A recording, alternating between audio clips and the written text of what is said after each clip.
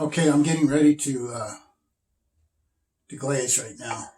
I have about seven of these smaller spheres that I'm going to glaze. Now, glaze is a process that, for the most part, I really struggle with. I don't particularly,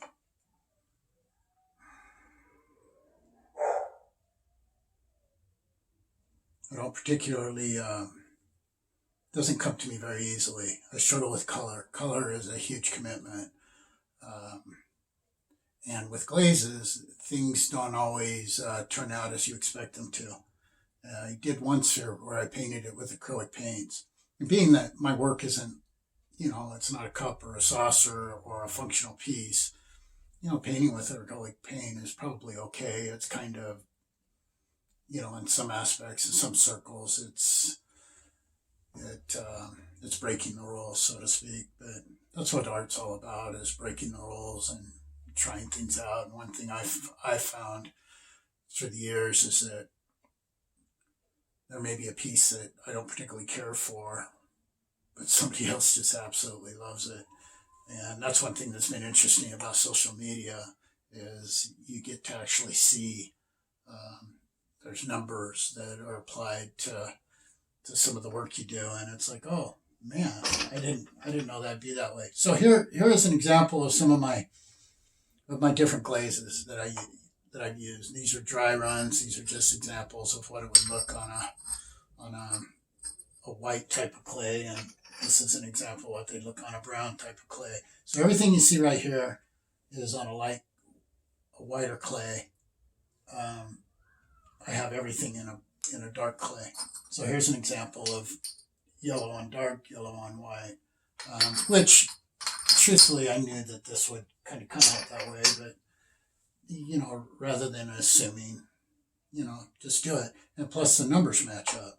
So the numbers, on these, everything has a number and a name and the type of glaze it is. I don't, as close as I get to glaze chemistry, is in my stains. I put in Gertzley borate.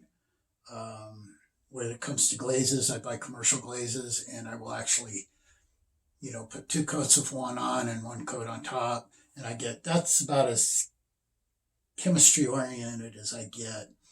Um, the primary aspects of my work have more to do with the carving and the exactness of that, and being that my sears are so dimensionally laid out, the concept of running glazes and fiery, if I just did a sear, for instance, I see these cups, these mugs where the glaze has just the runs. It's so cool. I think that would look cool on a smooth sear, and just have it just running down the outside faces, and that would look cool in one of those, glazes that one of these people that have turned that into an art form. Maybe I should collaborate with somebody, build a smooth sear, and have them glaze it. Um, 'Cause a lot of people don't like making sears, but so I'm trying to decide what am I going to do. I have seven sears, different sears, and let's say I decided to stain them. I could have all seven of them stained today, no problem. Um, but if I'm going to glaze them, we're probably, being that they're smaller sears, we're probably looking at a few weeks before they're finished. But this is a piece that I want to glaze, and part of the problem with sears is how do you hold it up in the kiln? I use these little ring bases that I make. Now there are these, but I don't like them because they leave pinholes. And if it especially if you set it where the glaze is, and I don't want pinholes in my piece. I would rather, so when I glaze this piece, I probably won't glaze this end and I won't glaze this end. So the base goes perfectly right there. So that works good. But I'm thinking about doing a white satin white underglaze on this edge, and then the face in this glaze right here, which is 2 coats of Mojave Dusk with 1 coat of, oh geez, I had it just a minute ago.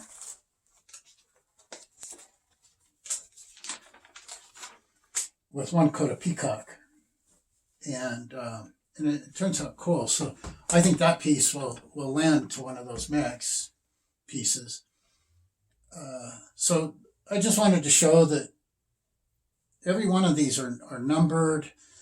I can go to my records and see what I did to accomplish that example, but this is about as good as it gets. I've been told by some professors that, oh, you should do a sample of what you're doing and then glaze it and do a few samples and try different glazes. But I mean, just one cert can take me, especially my larger ones, it could take 2 to 3 months from beginning to end, if not longer, considering that I like, on the bigger sugars, I like to fire at least 2 at a time.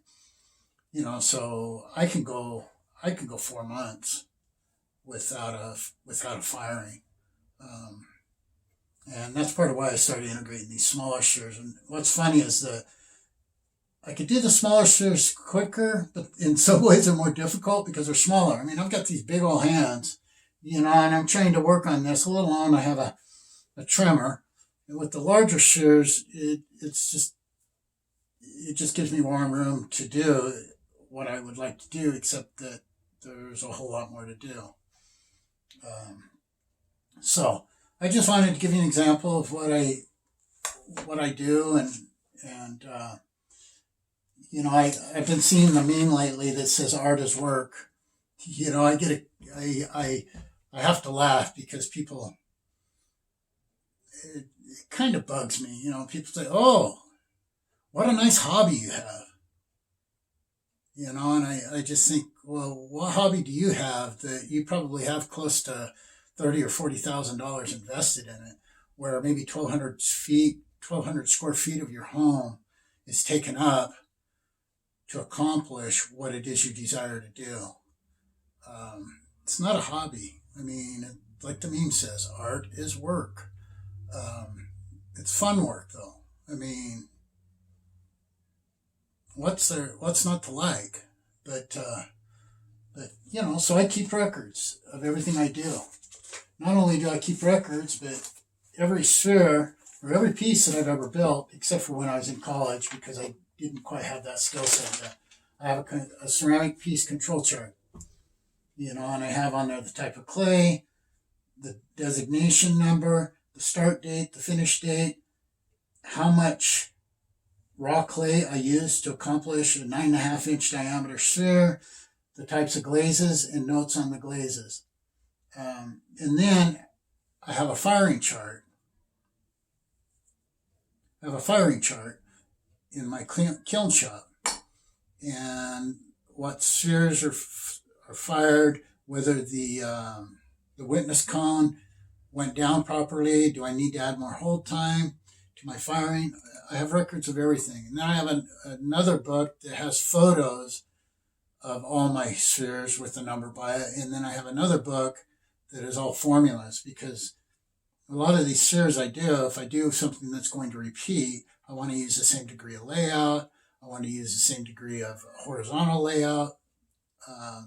And so once the math is done, it goes into my formulas book. So keeping records just makes everything that much quicker. So there you go. Just a little bit of info about my process and what I do, and I know my videos are rough and they're completely from the hip. It's not like I have a script or anything. And yeah, every once in a while I'll redo a video because the air conditioning will come on, or one of the dogs will come in and kick the tripod base, or you know, or I say something really stupid, which, you know, evidently I probably should re-edit a lot more. But you know, I'm learning. I'm finding out that the cell phone a lot of times is better than a regular camera for someone at my level. Especially all the apps that you can edit videos with. Some of the apps on my phone will do more than my, well, it's because I haven't learned it, because I have Photoshop 6 and Photoshop Lightroom. Um, so, okay.